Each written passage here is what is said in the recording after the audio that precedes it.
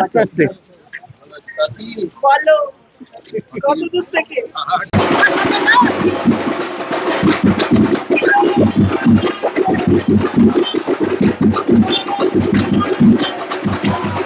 আমি কালীপদ একবার আসার জন্য একই সঙ্গে শুভদীপ গাঙ্গুলি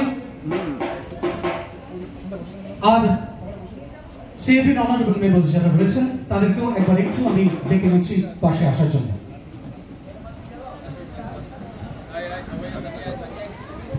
এই মুহূর্তে ৫৩তম বর্ষ শারদীয়া উৎসবের আনুষ্ঠানিক করছেন আমাদের প্রধান পৃষ্ঠপোষক শ্রী সৌরভ গাঙ্গুলি।